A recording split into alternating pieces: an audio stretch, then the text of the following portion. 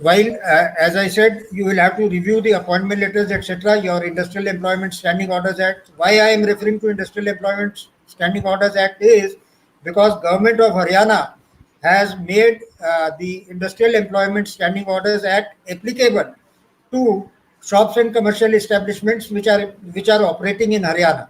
Therefore, it is necessary that we have an idea of what Industrial Employment Standing Orders Act is, which will govern the terms and conditions of employment under the Shops and Commercial Establishment Act. So these will have to be seen. You will have to differentiate between a probationer and a confirmed employee, whether you would like to carry on with the probationers, whether you would like to see whether the some of the confirmed employees may have to be, asked to go away. All these things will have to be looked into. The contractual manpower will have to be rationalized. If you don't have those many orders and you don't require that kind of manpower, therefore you will have to review all these things. But then a concerted action will have to be taken by all concerned who are there in the establishment in the body of decision making. Having said so, these are the post lockdown measures which you will have to take. But then how do you do it?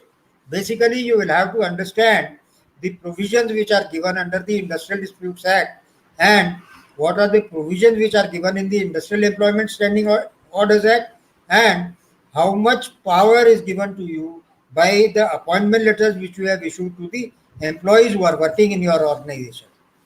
These are the things. Now, to understand the various provisions, I will go with the provision of layoff, the retrenchment, and the closure as is specified under the Industrial Disputes Act.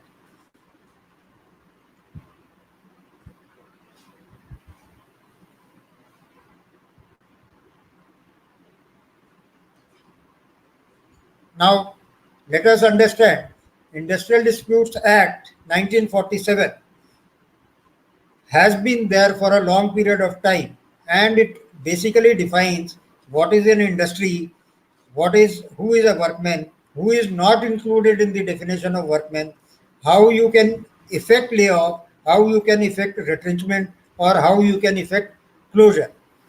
Definition of industry, that includes everything almost, whether it is business, trade, undertaking, service, employment, industrial occupation, or a vocation, whatever is there.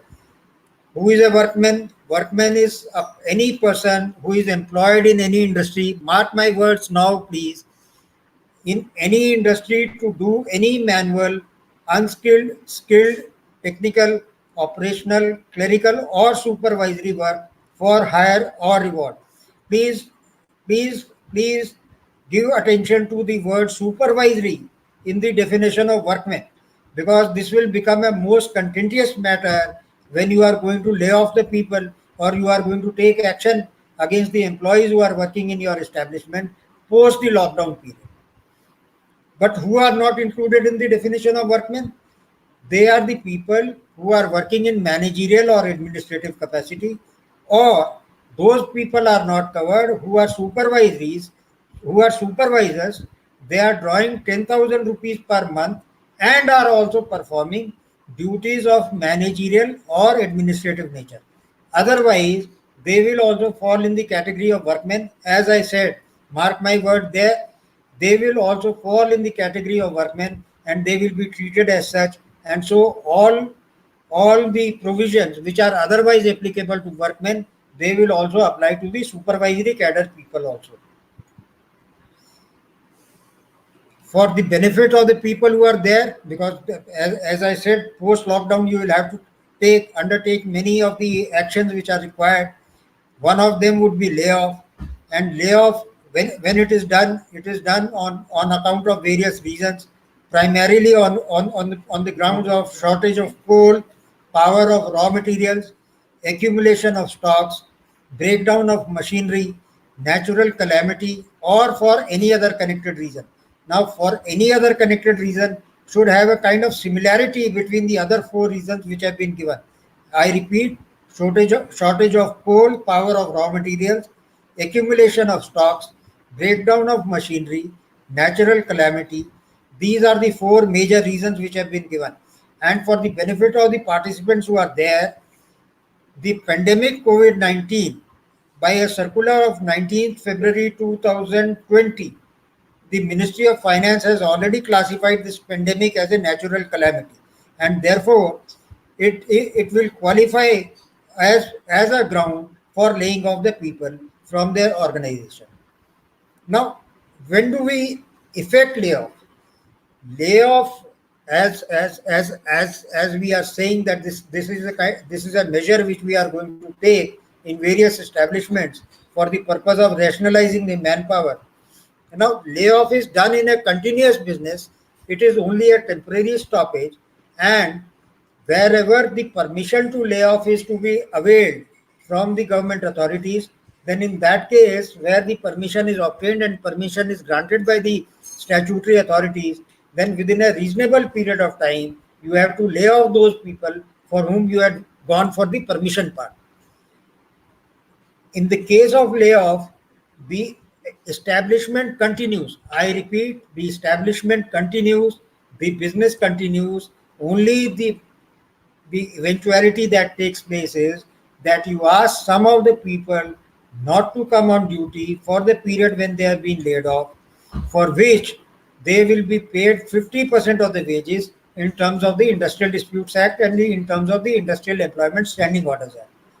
Now, but prima facie or on its own, the Industrial Disputes Act, while it defines what is a layoff and how it is to be done, or what are the reasons on the basis of which a layoff can be done, please understand the power to lay off is a must. And where do you get the power to lay off the people? That comes either from the appointment letter or from the standing orders, where it has been defined and how it can be done. That process is already given in the Industrial Employment Standing Orders Act.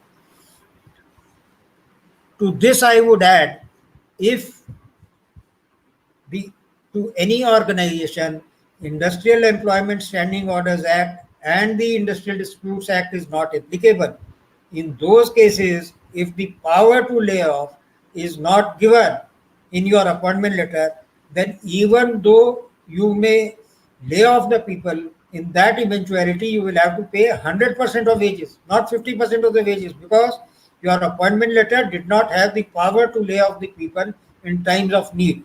So this has to be taken care of, and before arriving at a decision to lay off the people, you will have to see what benefit you are deriving by laying off the people or by not laying off the people.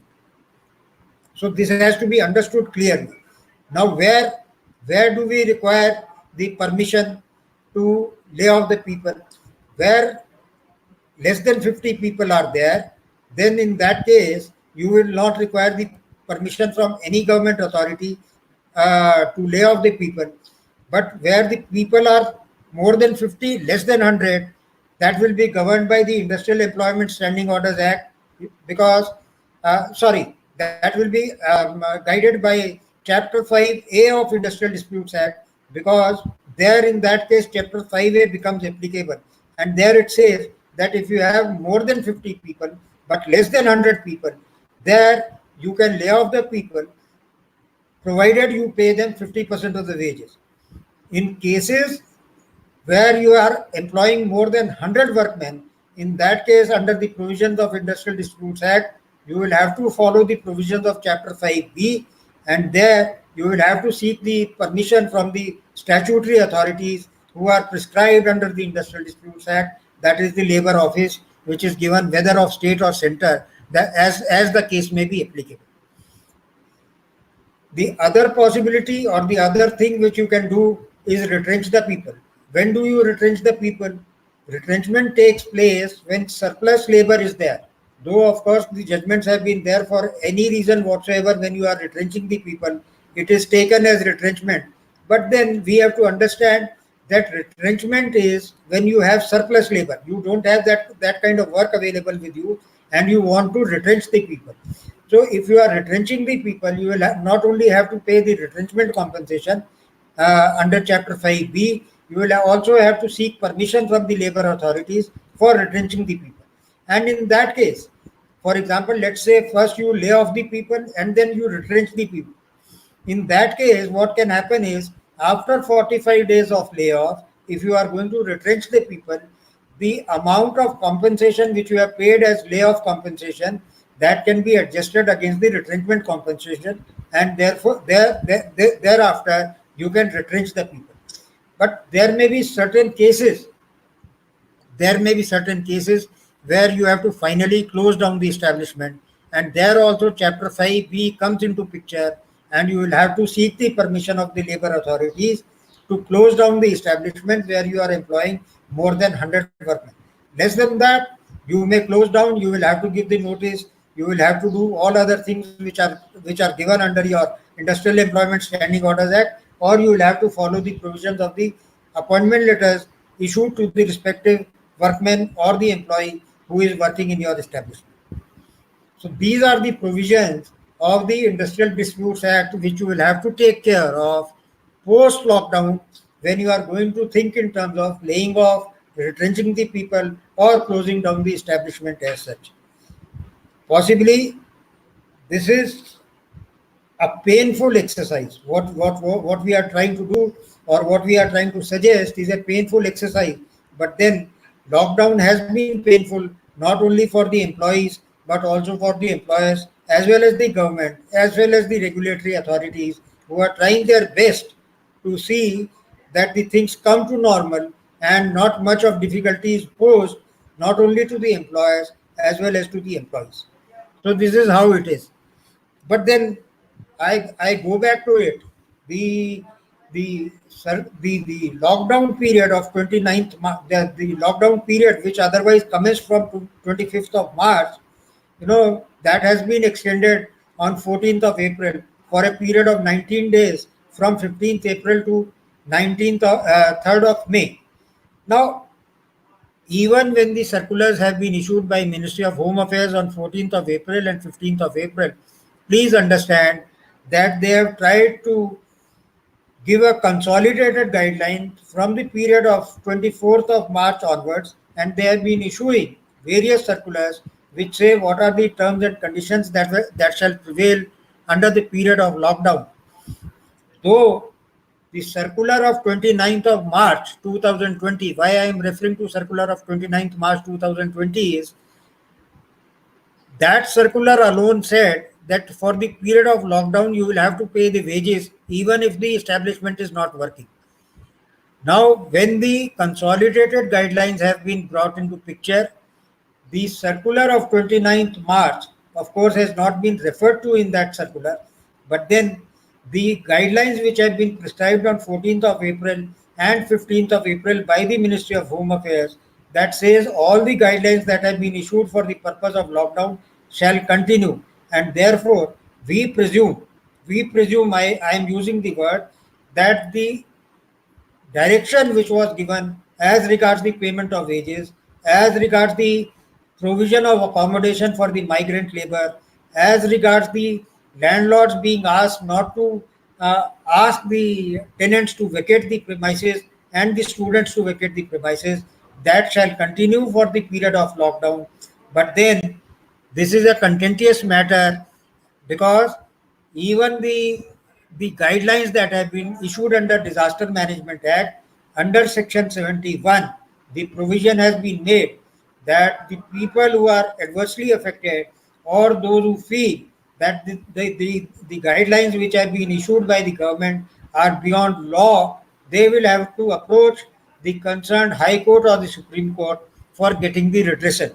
I repeat, you will have to approach only the Supreme Court or the High Court under the Disaster Management Act to get any kind of relief against the notifications, against the directions, against the advisories that has been issued by the central government or the state government under the provisions of Disaster Management Act or Epidemic Diseases Act 1897. Am I clear up to here? Kapilji, please Mr. ask.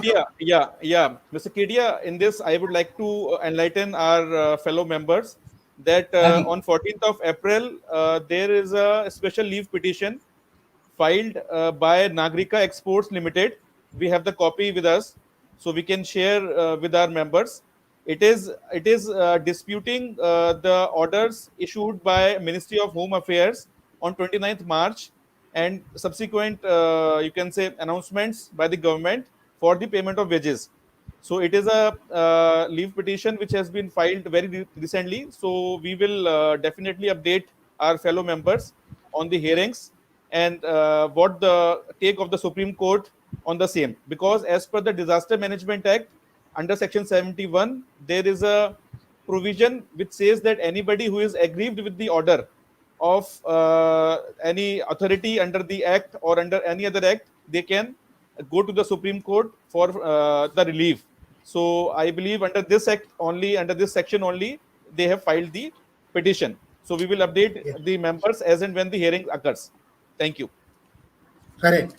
The petition which has been filed by Nagrika Exports, we have gone through that petition carefully, and I find they have taken the various provisions which have been invoked by the central government and the various state governments under the Disaster Management Act as well as Epidemic Diseases Act, and they have clearly said, of course, that is the that is the thinking which has been going on in the entire business community as to where from they are going to pay the wages if they don't have the revenues in hand, they don't have the orders in hand, the business lines have stopped working, and there is no production, there is no extension of services which is being given to the clients. Therefore, no money when there is no inflow of the money. How the outflow of money can take place? That is a big difficulty. And in any case, that also um, you know. Supersedes the universal principle of no work, no pay, which has been given legal recognition in various Supreme Court judgments, which has been there. When there is no work, there is no pay. So why should the employers and the business houses be asked to pay the wages for the period when the employees are not being asked to work? But then there will be various other reasons where there would be various other factors that would prevail in the minds of the Supreme Court judges also before delivering a judgment. But then whatever judgment comes will be applicable to everyone, and so we'll have to await the consequences of what Supreme Court judgment is and how they go along with the situation that has been created by this pandemic. Am I clear, sir? Hello, Right. am I Right. clear? Yeah. So I think we have covered most of the part as far as the content and context of the provisions of DMA Epidemic Diseases Act is concerned. What are the provisions on Industrial Disputes Act, Industrial Employment Standing Orders Act, and the respective appointment letters are concerned? We have covered that. So we come to the most important part. I am starting with the frequently asked questions because I want to leave the last 20 minutes for the questions that may emanate from the participants suo moto. Mr. Kedia, Okay. sorry to interrupt Yeah. you. Can we enlighten our members on the difference between layoff and retrenchment also? So Yeah, that, sure. Yeah. yeah, please, As, please go ahead. as I said, see, whether it is retrenchment or it is layoff, it is a phenomena which is getting guided by the scales of business. As we know, we are going to get reduced business. We are going to not have that many orders as to warrant that we operate on full capacity. So what do we do in layoff? In layoff, what happens is we lay off certain people from the services, saying that you are not required to come for a particular period of time, during which period layoff compensation would be paid, whether 100%, 50%, or whatever it is, that will depend on the individual circumstances. But then you will have to pay the layoff compensation. This will be of a temporary nature.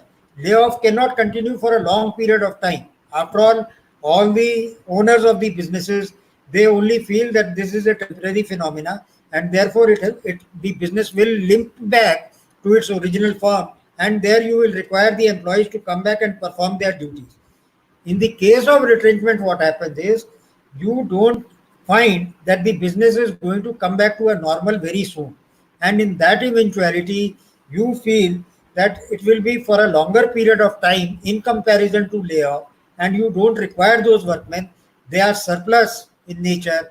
They would not be required. They will be adding to your costs as far as the services or the product is concerned. and therefore you retrench. What we mean by retrench is you terminate their services, you ask them to go away from the organization, and therefore you will have to pay the retrenchment compensation, the notice period, and wherever gratuity is applicable and payable, that will also have to be paid. But then this retrenchment will be, as per Industrial Disputes Act, to qualify for the payment of retrenchment compensation, you will have to see that they have completed continuous service of 240 days as defined under the Industrial Disputes Act. If they have not completed 240 days, they will not be eligible for the retrenchment compensation, and therefore they can be shunted out without any compensation being paid to them. So, and then I'll take this opportunity of saying, when you are retrenching the people, there may be a position where you have to close down the establishment. In the eventuality of closing down the establishment, the entire establishment or the business itself is closed down, and that will affect, the closure will also affect retrenchment of all the people who are working for you. Therefore, the establishment will stand closed. The employer-employee relationship of all the employees will come to an end, and the organization will stand closed in terms of whether the permission was granted or it was not granted. If it is an illegal closure, possibly you will have to face the penal consequences by going to the court, which may be filed by the employees union or maybe the statutory authorities like the labor department. So that will be there. So we have to understand these differences between layoff, retrenchment, and closure. So am I clear now, Kapilji? Yes, Kedia ji. Thank you. Okay. So we